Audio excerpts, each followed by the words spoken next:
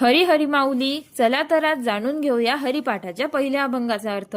देवाचे द्वारी उभा क्षणभरी, तेने मुक्तिचारी साधी येल्या. हरिमुखे म्हणा, पुण्याची गणना कोण करी. जो कोणी क्षणभर तरी भक्तिभावाने देवाच्या दारात किंवा मंदिरात पूर्ण शुद्ध भावनेने उभा राहतो, त्याला चारही प्रकारच्या मुक्ती सहज प्राप्त होतात. तर मित्रांनो, संत ज्ञानेश्वर या अभंगातून आपल्याला सांगण्याचा प्रयत्न करतायत की देवाच्या द्वारात शुद्ध भावनेने सगळ्या विचारांचा त्याग करून फक्त एकच भावना मनात ठेवून क्षणभर हरीची उपासना केली तर आपल्याला चारही मुक्ती सहज प्राप्त होतात. तर मित्रांनो, चार मुक्ती म्हणजे काय? सालोक्यता, सामिप्यता, सायुज्यता आणि सारूप्यता. पण या चारही मुक्तीचे नाव तर आपल्याला समजले, पण यांचा अर्थ काय होतो? चला तर जाणून घेऊया. तर मित्रांनो, सालोक्यता म्हणजे भगवंताच्या लोकात स्थान मिळवणे.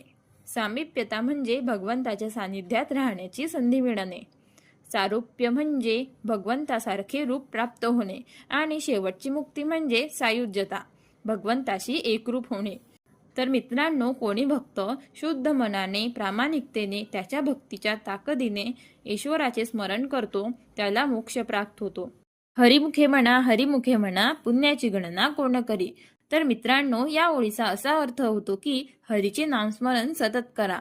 हरिमुखे म्हणा म्हणजे परमेश्वराचे, श्री विष्णूचे किंवा श्रीकृष्णाचे नामस्मरण करा आणि आपल्या या नामस्मरणाने आपल्याला मिळणारे पुण्य याची मोजना किंवा गणना कोणीही करू शकत नाही.